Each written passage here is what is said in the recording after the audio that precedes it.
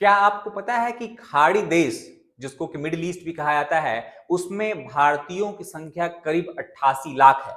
ये लोग वहां पे काम कर रहे हैं और परमानेंटली रह रहे हैं। अब सवाल ये है कि मिडिल ईस्ट में अगर कोई सिक्योरिटी रिलेटेड खतरा आता है, जैसा कि हमें यूएस, इजराइल और ईरान के वॉर के दौरान देखने को मिल रहा है, तो बहुत हद तक ये जो भारतीय वहां रह रहे हैं उनके सिक्योरिटी पर भी एक बहुत बड़ा सवाल, ये निशान उठता है। क्या उनकी सुरक्षा खतरे में पड़ सकती है? क्या इन जगहों पर, इन देशों में रहना अब सिक्योर रह पाएगा, या क्या हम बोल सकते हैं कि वो बिना कोई टेंशन के वहां रह सकते हैं? और इससे इंडिया के इकोनॉमी पे किस हद तक इंपैक्ट पड़ सकता है? हम कंपैरिजन ये भी करेंगे कि अगर हम 1980s 1990s की बात करें, उस समय जो इंडियन डायस्पोरा इन कंट्रीज में था वो काफी कम था और आज वो काफी बढ़ गया है। तो इसकी वजह से अभी जो 1990s में गल्फ वॉर हुई थी उसका इंपैक्ट और अभी जो वॉर चल रहा है उसका इंपैक्ट काफी हद तक उसमें हमें डिफरेंस देखने को मिल रहा है। इस बार इंडिया पे इफेक्ट जो आने वाला है वो काफी सिग्निफिकेंट और ज्यादा होने वाला है। सबसे पहले अगर हम देख रहे हैं कि Indians in the gulf migration, economy and security concern, तो जानते हैं कि गल्फ कंट्रीज में 1980 और 90 के बाद से कॉन्टिन्यूसली एक वेव ऑफ माइग्रेशन इंडिया की तरफ से देखने को मिला है। और इन गल्फ कंट्रीज में अभी जैसा कि बताया 88 लाख लोग रह रहे हैं, जिसमें कि सबसे ज्यादा तादाद यूनाइटेड अरब एमिरेट्स में इंडियन की देखी जाती है। इकोनॉमिक इंपैक्ट और रिमिटेंसेस पे डेफिनेटली इंपैक्ट पड़ने वाला है अगर किसी भी हद तक सिक्योरिटी चैलेंजेस यहाँ पे उभर कर आती है, और उसका क्लियर हम देख सकते हैं impact US Israel Iran conflict का यहाँ देखने को मिल रहा है। अगर हम बात कर लें कि अर्ली 2000 1990s में इंडियंस जरूर दुबई में या फिर जो खाड़ी देश है वहां पे रहते थे, पर उनकी मात्रा, उनके नंबर काफी कम थे। अगर इंडियन कम्युनिटी की बात कर ले तो ओवरऑल काफी लार्ज थी उस समय भी, बट विजिबिलिटी काफी कम था।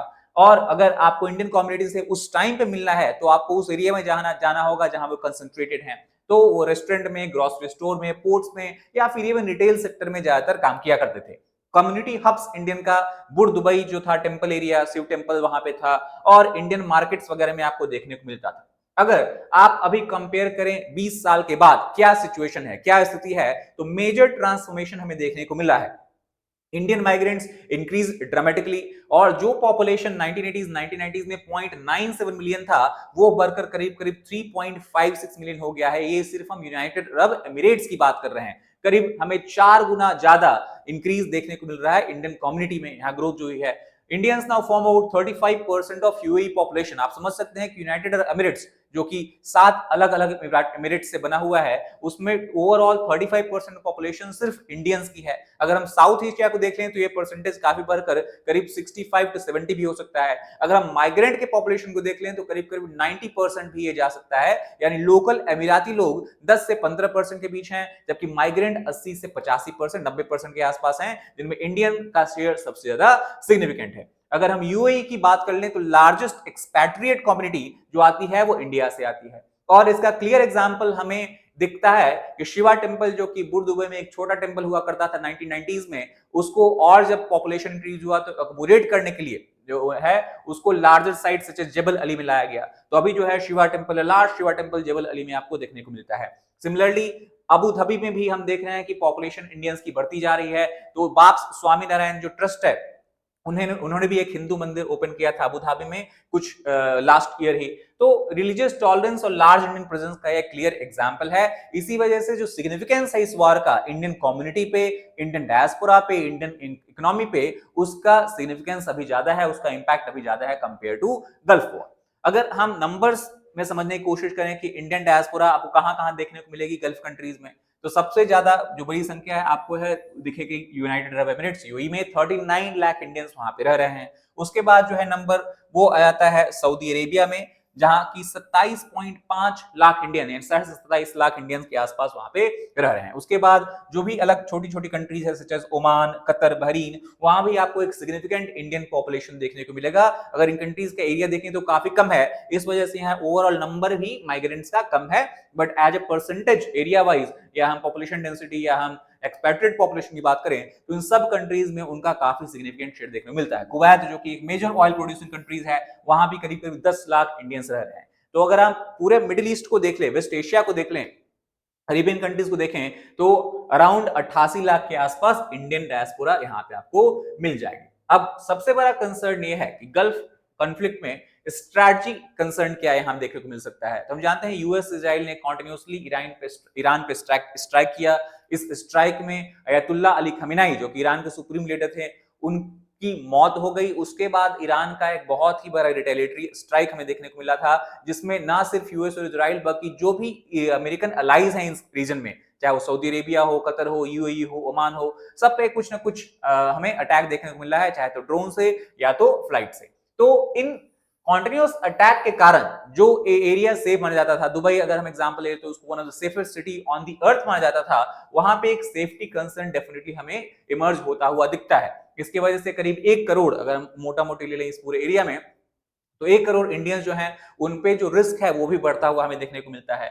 Government of India obviously they have taken cognizance of the situation और उन्होंने कॉन्टिन्यूसली सिचुएशन को मॉनिटर करने की कोशिश की है, और बेस्ड ऑन द इवोल्यूशन और चेंजिंग सिनेरियो कंटिन्यूसली वो एडवाइजरी भी इंडियन एम्बेसी के थ्रू इंडियन डायस्पोरा के लिए रिलीज करते जा रहे हैं। ना कि सिर्फ इतना ही, बल्कि जो लोग वहां पे ट्रैप हो गए हैं, चाहे तो बिजनेसमैन, स्टूडेंट्स या टूरिस्ट, उनको भी वहां से निकालने की कोशिश की जा रही है। स्पेशल फ्लाइट्स भी गवर्नमेंट ऑफ इंडिया कई बार रन कर चुकी है जो मेजर सेंटर्स हैं वहां से। Diaspora safety is a top priority, ऐसा गवर्नमेंट ने क्लियरली इंडिकेट कर दिया है। अब क्वेश्चन यह है कि यूएई जो कि सबसे बड़ा इंडियन डायस्पोरा होस्ट करता है, वो इंडियंस के बीच में इतना पॉपुलर क्यों है? क्योंकि अगर हम देखें तो रैंकिंग, ग्लोबल रैंकिंग में second highest number of Indian diaspora वो आपको यूनाइटेड अरब एमिरेट्स में मिलेगा।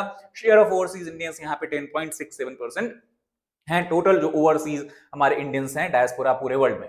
सिक्योरिटी एंड पॉलिटिकल स्टेबिलिटी इसका सबसे बड़ा रीजन था, क्योंकि वहां पे कोई डर नहीं थी, कोई भी racial violence, affiliation based violence, caste based, ethnic based violence वहां पे कभी देखने को नहीं मिला था।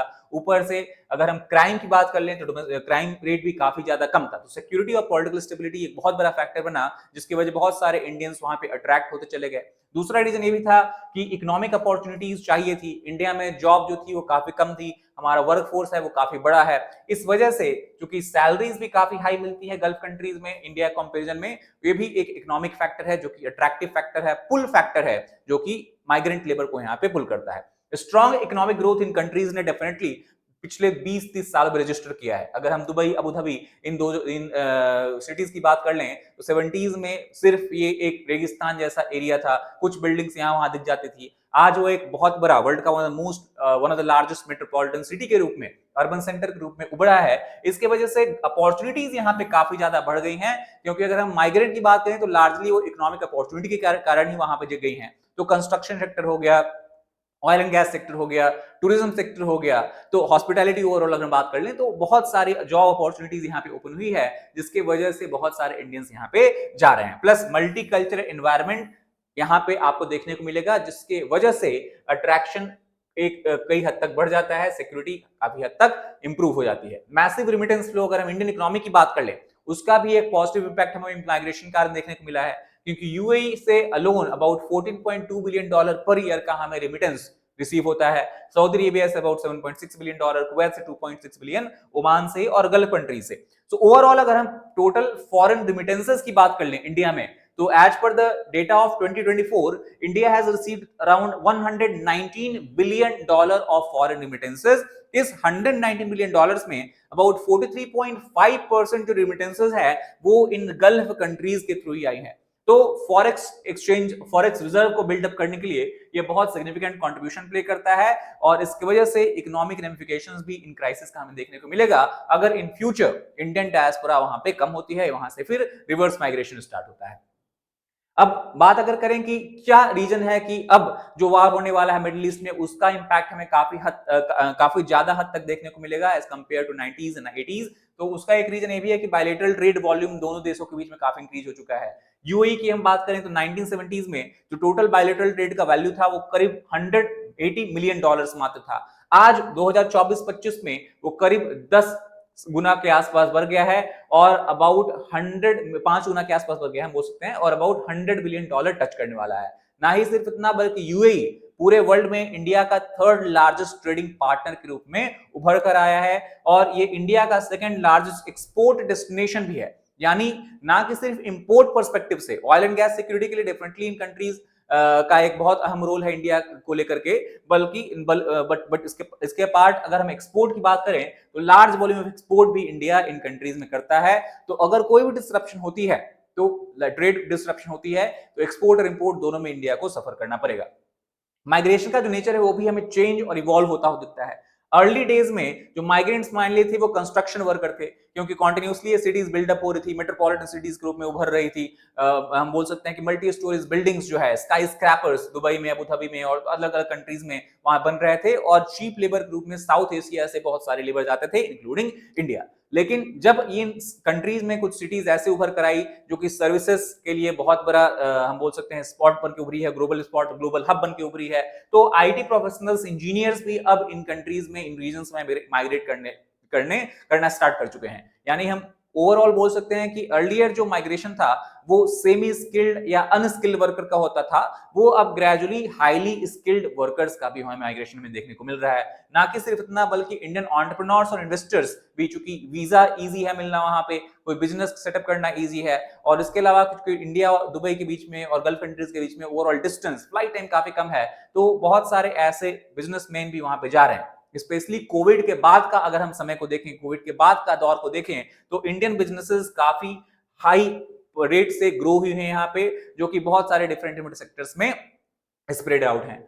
हालांकि ऐसा नहीं है कि सिर्फ रोजी पिक्चर यहाँ पे देखने को मिलेगा, everything is positive as such. Definitely salaries high हैं, वेजेस हाई हैं, वहां पे रहना इजी है, बट इसके अलावा माइग्रेंट वर्कर्स को काफी ज्यादा चैलेंजेस का सामना करना पड़ता है, specially those migrant workers who are unskilled और who are working in construction sector, oil and gas sector and all that. So सबसे बड़ा चैलेंज उभर के आया है वो है कफाला स्पॉन्सरशिप सिस्टम का। कफाला सिस्टम ऐसा है कि जो है वर्क वीजा स्पॉन्सर किया जाता है, और जो भी स्पॉन्सरिंग पार्टी है वो फिर पासपोर्ट या वीजा ले लेती है, अपने पास रख लेती है, और वर्कर जो है वो उन पे पूरी तरह डिपेंड हो जाते हैं। अगर वर्कर्स काम ना भी करना चाहें, उनके पास कोई ऑप्शन नहीं होता है कि किस तरह से पासपोर्ट वीजा के अलावा फिर बाहर जाएं या अपने देश में वापस लौटें।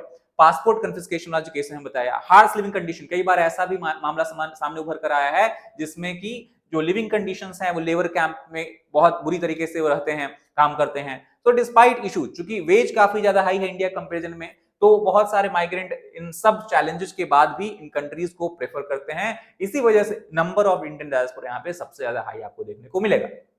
अगर हम करंट सिचुएशन और आउटलुक की बात कर लें, तो रेजिडेंट ने डेफिनेटली इंटरव्यू में कंसर्न बताया है, लेकिन उनका ये भी कहना है कि कोई पैनिक जैसी सिचुएशन नहीं है। मीडिया में जो खबर आ रही है वो काफी हद तक जो है वो ज्यादा बुरी तरीके से दिखाया जा रहा है इन सारे कंट्रीज में जो सिचुएशंस है, बल्कि ऐसा कुछ नहीं है।